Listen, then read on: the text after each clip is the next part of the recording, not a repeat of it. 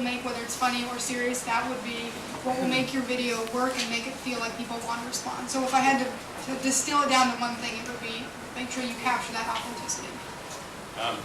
Again, I'd make a comparison with the news business. We do three things. We inform, we entertain, and we educate. And I think one of the reasons why a lot of media is suffering is that it doesn't inform, that is to say, interest people sufficiently. They try too hard to educate. You can have the educational content, that is to say, get people to do what you want them to do, move them in a certain direction.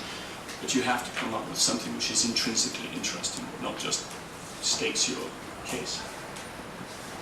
Have a firm plan what you're going to do with it. As someone who produces and hands off to clients often, I love to see when the comms folks pitch it, to the Politico or to the Hill or what have you, or you roll it out into your online advertising or the website. That there's a firm plan. You're not just making this video and then figuring out what you're going to do with it.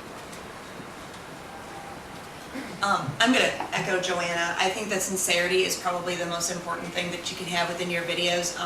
One of the videos that I didn't show is of Dr. Cutler from Pennsylvania, and the man is a wonderful, wonderful physician. He's also a little dry, but he has over 5,000 YouTube hits, and which goes to show you that anybody can be a YouTube star, but it also goes to show that sincerity sells, and that sounds maybe a little cynical, but at the same time, he's one of our more successful videos, and I know it's because he was looking at the camera and it just, everything was from the heart when he was talking about his real concerns for not only his patients, but his medical staff, etc. So I'm going to echo Joanna and just say sincerity has really got to be probably the number one thing that you think about when you're putting these together.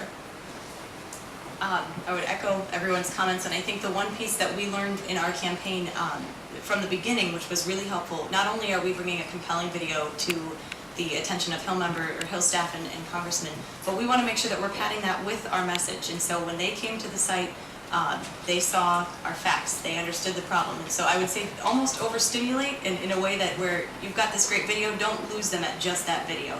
Bring them into your message, bring them into other people who care about that issue, and show them that this is widespread. So I would just make it a point to make sure that you don't just lose them at that video. Well, I'd like to thank all our panelists.